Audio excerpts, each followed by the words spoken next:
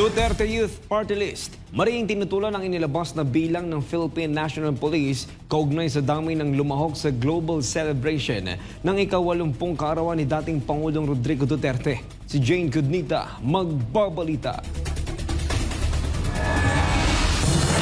Kinontra ng chairman ng Duterte Youth Party List ang pahayag ng tagapagsalita ng Philippine National Police o PNP kaugnay sa kabuuang bilang ng mga lumahok sa global celebration ng ika-80 kaarawan ni dating Pangulong Rodrigo Duterte noong Marso 28.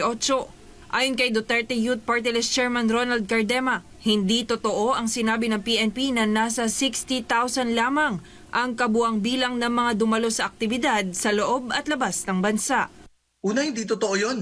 Dahil sa kada syudad, sa kada probinsya, nagdaos ng malalaking gathering ng mga Duterte supporters. At kahit yung iba hindi Duterte supporters, ordinaryong Pilipino, kitang-kita na lang sa Davao City alone, it is hundreds of thousands na. Paano magiging 60,000 pang buong mundo at buong Pilipinas?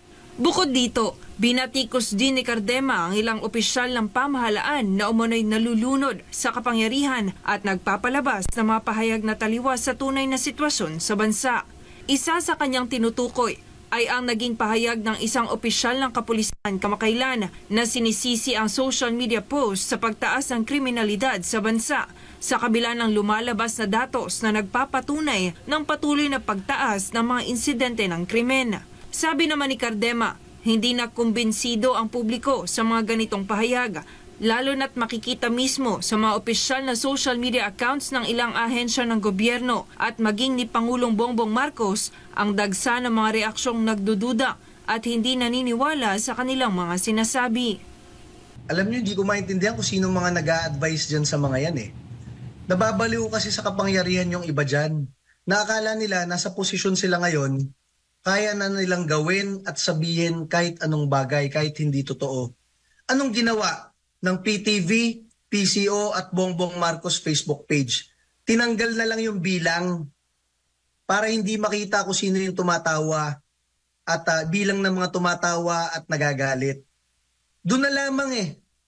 Bakit nyo tatanggalin yung bilang? Kasi nakikita ninyo, mayorya ng mga netizens at nagre-react ay natatawa na lang o nagagalit sa kada post nyo araw-araw.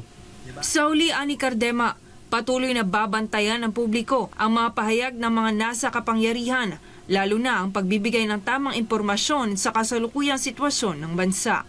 Ito si Jane Cudnita, inyong citizen correspondent, nag-uulat para sa Diyos at sa Pilipinas nating mahal.